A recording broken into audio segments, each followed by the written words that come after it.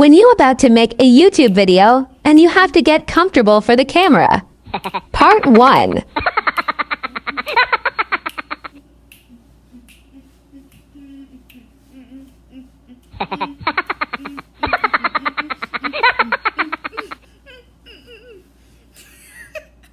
When you have to get comfortable for the camera. Part 2.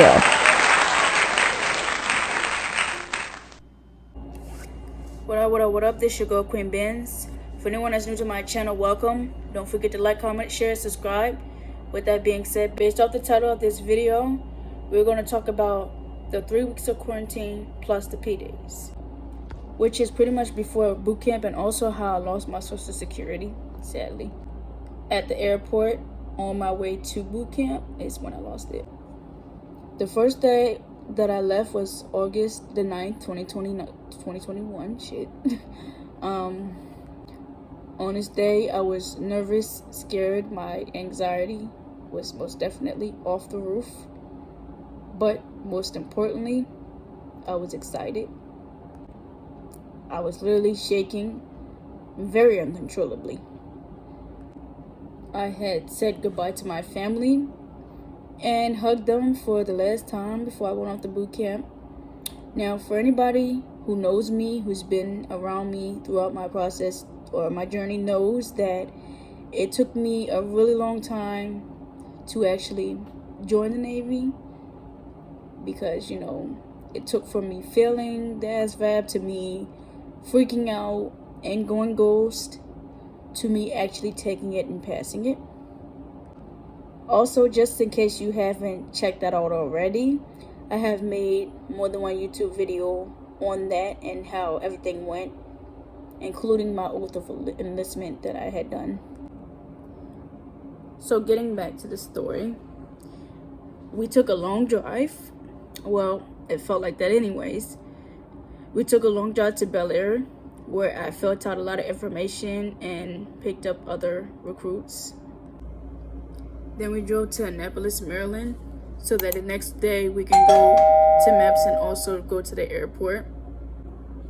The next day I took a bus to go to MEPS, and to be honest, it wasn't really that much that we had to do compared to the other time when I had to do the processing of me doing my ASVAB or whatever. However, it was still a pretty long process. We did like the oath of enlistment, and also we mostly sat around a lot. After we went to the MEPS, we took a bus to go to the airport. When I got to the airport, I had my ID and my social security on standby, like just in case that we needed them. Come to find out, I really didn't need my socials, I just needed my ID. So I got my ID and took everything and took the social security and all the other stuff and put it in the bin. I got everything out of the bin, including my socials. And after that, me and 7 other recruits had tried to figure out like how our flights are gonna go.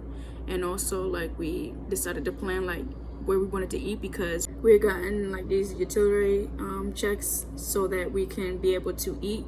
However, we only can eat in one spot and one spot only, so we had to use it very wisely and try to spend as much up as we can, because we had a specific amount that we had to spend. I didn't realize that I had lost it until like I started like looking around like for it, because it was getting ready to leave after a while. I meant to mention that we got there like around like 12 to 1 p.m.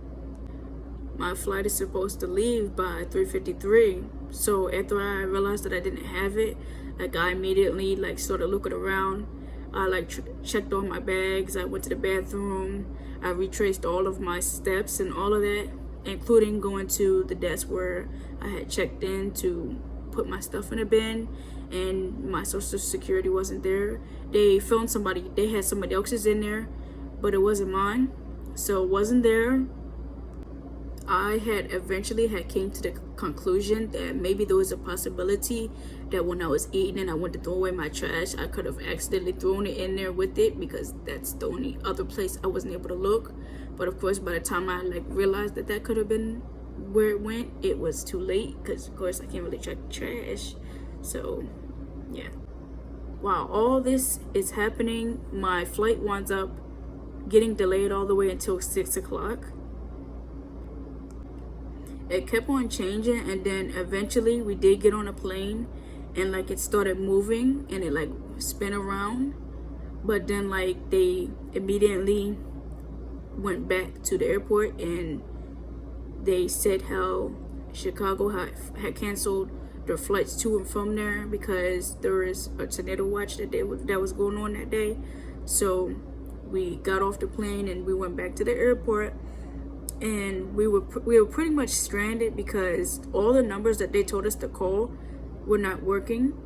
So we was pretty much stranded until somebody had contacted the recruiter, and after they contacted the recruiter, that's when the recruiter came and picked us all up and took us back to the hotel, and we spent the night there again, and we woke up and did everything again all over again pretty much.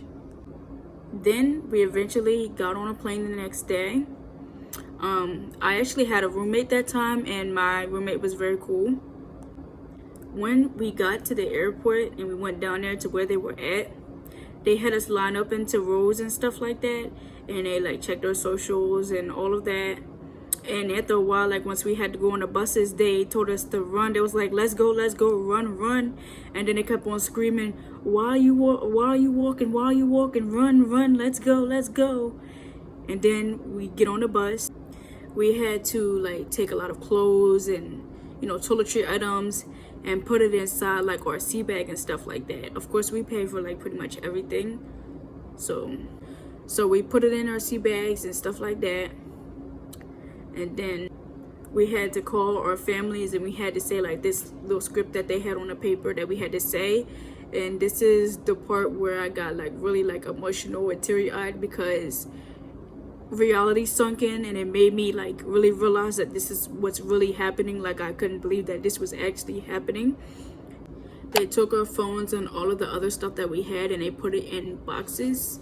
For me, I had to pay $10 because I needed another box because of the stuff that I bought there. Sadly, one thing that you learned very quickly there is to run, don't walk. Another thing that you realize is to not run on their flags.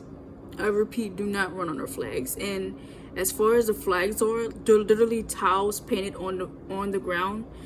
So, you know, you're thinking they're talking about actual flags. No, they're talking about tiles that are painted looking like flags. And you learn very quickly not to run over those because you will get screamed at. Yeah. We also had to get on a scale and also get weighed, and not only get weighed but get our height and stuff like that. So of course we're in our socks. Tell me why. Me thinking, I assumed that, you know, because we literally had to run everywhere, that we literally had to run everywhere in there. So tell me why, after I get off the scale and they done with me, I start running. Tell me why I almost slipped and busted my ass trying to run. And they looked at me like I was crazy. It was like, why are you running? Why are you running for? It's the perfect texture for running. And I looked like, oh snap, I felt so embarrassed. But I literally almost slipped and busted my behind. It was so funny. But we, now after all of this, that's when we went across the street and they separated where vaccinated versus the people who weren't vaccinated. And for me, I wasn't vaccinated, so I wound up going with the people who weren't vaccinated. So I had to technically do 2 weeks of quarantine, which of course turned into 3 based off of things later down the road. During that time, we didn't really do much. We couldn't really exercise.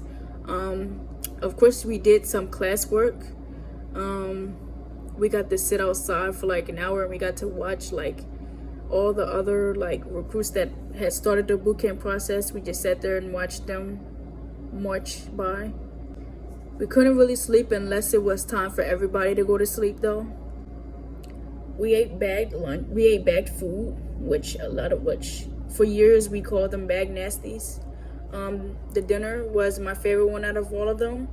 And as far as lunch goes, to be honest, lunch was kind of nasty because like we always got these sandwiches, and it was just having sandwiches every day for like 2 weeks. It's like nah, that's a little too much for me. Now this is where things do get somewhat tricky. Since the COVID had struck, we were some of the first groups who started back up the 900 division, but of course we didn't know that at the time because we were in quarantine at the time when they started it back up. They had asked us, they call it ROM, the quarantine, they call it ROM. They had asked us like were we telling, like based off the tellings, did we have any chorus experience, rifle experience, or any band experience? And based off of me, I had chorus experience, so they had wrote my name down for having chorus experience.